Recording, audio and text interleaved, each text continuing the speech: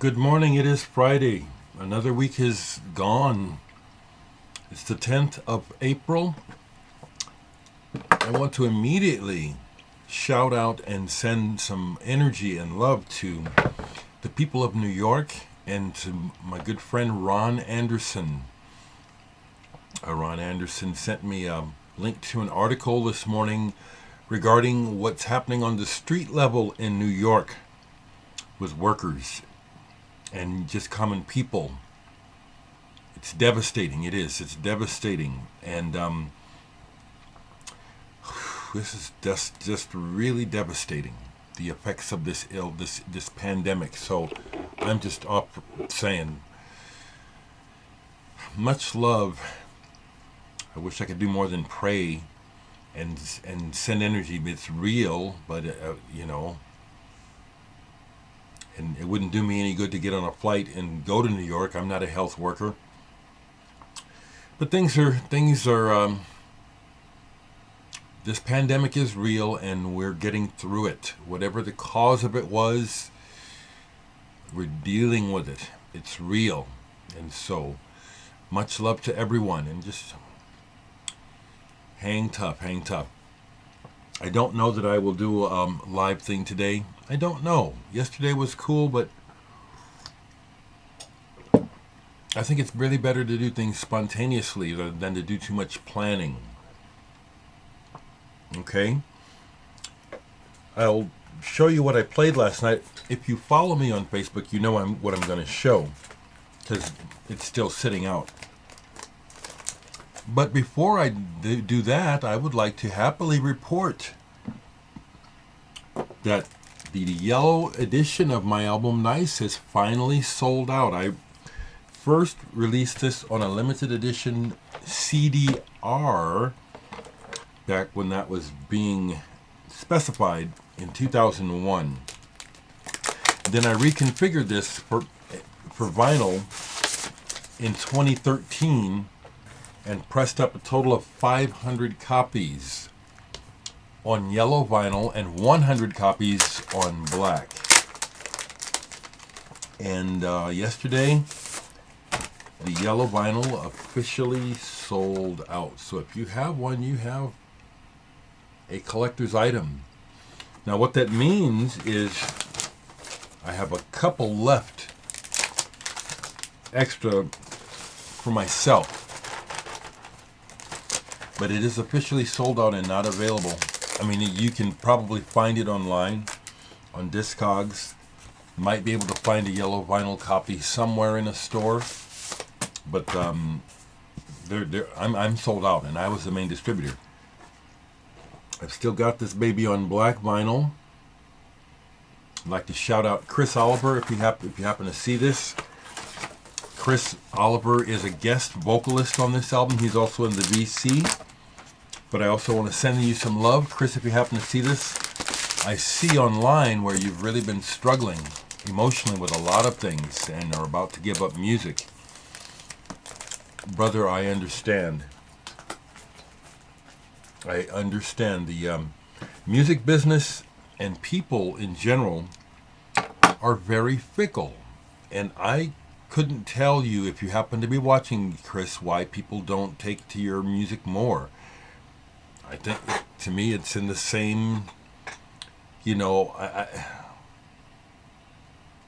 mean, people that like anything from Ariel Pink to Bevis Frond to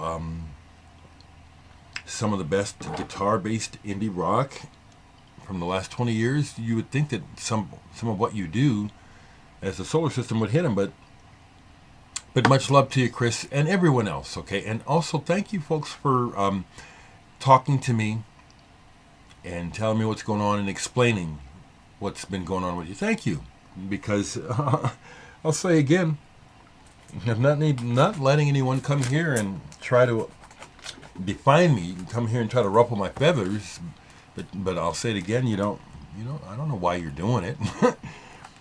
So last night I got into a jag of playing old favorites. It was like, okay, comfort food time, and boy was it fun.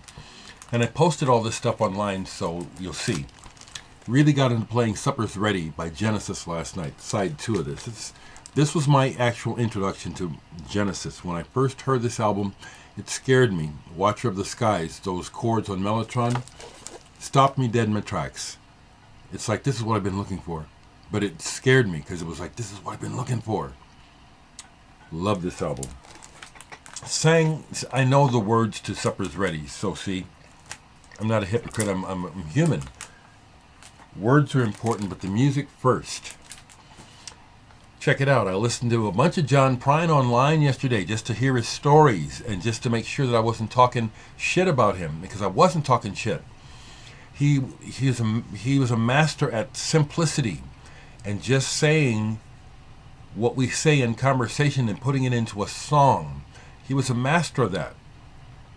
His songs are very simple and plain. I could imagine being in his company and wanting to listen to him for hours. But playing the records a little bit went a long way. He was a great songwriter. The other thing I'll say, and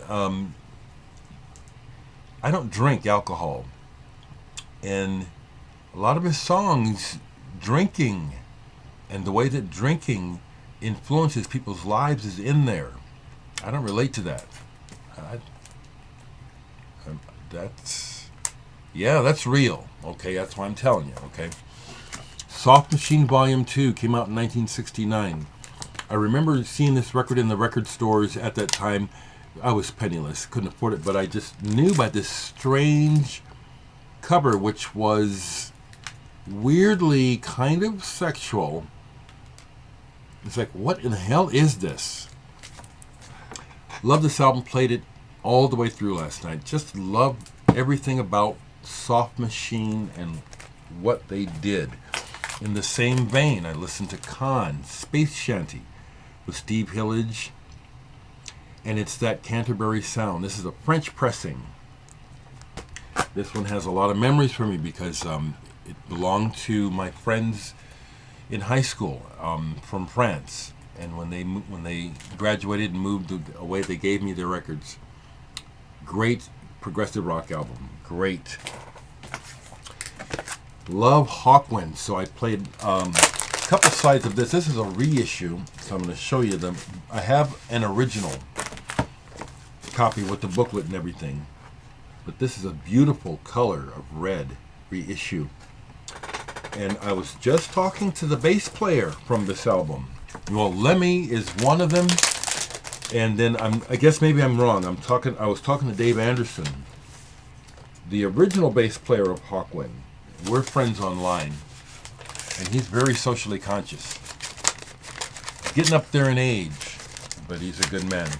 Which reminds me, we're losing musicians all the time, but we're coming up to his records in the pile here. So I'll jump to it and say, we lost another behind-the-scenes major figure in music yesterday, Richard Teitelbaum. Richard Teitelbaum, not a household name, but he was an electronic music pioneer and sound exploration pioneer. Absolutely he was. Here's an album he made with Anthony Braxton, and this is really excellent. It's a wonderful collaboration between the two of them. Electronics. He was one of the originators of the group Musica, Elettronica, Viva in the 60s. Very influential, important gathering of artists. What's interesting about these albums is they don't sound electronic, they sound organic. That's how far ahead of the game they were. It sounds almost like a whirling, howling, moving tornado of life. That's what this one sounds like. Then the next one they made features this couple, Leave the City. And so this is the exact opposite of the other, which this one is very sparse, drony, almost meditative. Almost. Leave the City. Richard Teitelbaum passed away yesterday. Rest in peace.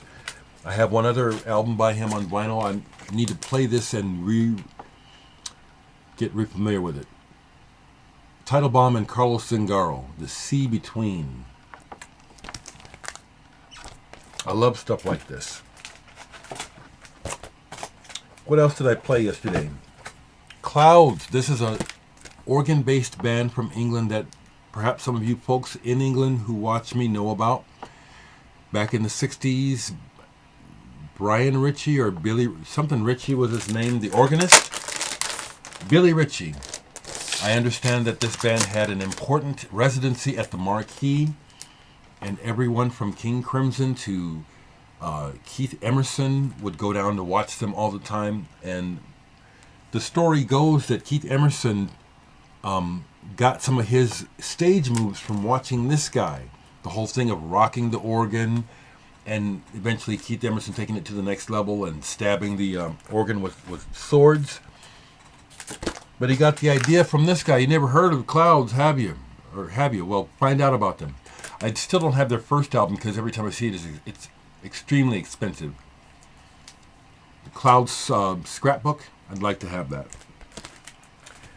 Another one in the Canterbury, I played this, The Civil Surface, Egg's third album. It's just fantastic instrumental music that takes from classical music but takes it to its own place. Okay? You know, the last copy of Yellow got bought yesterday, and I need to go to the post office, but I'm trying to stay in the house. So if you are the person who bought the last copy of Yellow vinyl, I really don't plan to go to the post office today. I'll go at the latest tomorrow. But if anyone is interested, pick up a black vinyl copy. I'll leave the link. You can buy it through Bandcamp, and they can get a cut. I'll let them have a cut. But yeah, I'm leery about leaving the house right now, and I don't own a mask. I can put a scarf on my face, but I don't have a surgical mask. And there's been reports nationally about black men being denied service in stores because they're wearing a mask. That concerns me. You know what I'm saying? So I'm going to wait to go to the post office. Maybe some of you folks would like to get a black vinyl copy. Go ahead and buy one. Make it more worth my while to take the risk of leaving the house. I'm staying in. My records didn't arrive yesterday. I'm kind of disappointed. I paid extra priority mail, and I'm waiting now as long as I have to wait when you just pay media mail. But I'm tamping it down because I know that things are not normal because of the pandemic. I'm tamping my irritation down. I just hope the records arrive today. Oh, man, what a time. What a time on this planet. Keep talking to me, folks. I appreciate hearing from you. Just understand I'm setting boundaries, you know. No one is above me or below me, and so I'm not taking shit from anybody anywhere. In person or online. No. I'm a decent guy. I don't deserve anyone's bullshit. And this is something for you other people who may deal with this stuff but don't handle it well. Get this fact. When people are mean to you, something's wrong with them, not you. Flip that shit back to them. What the hell is your problem trying to mess with me? That's what I let people know. What is your problem? And do not give it to me because I didn't give you one. Tell me what I did for you to come flipping me shit, because you can't. You can't. Take care of yourselves, people.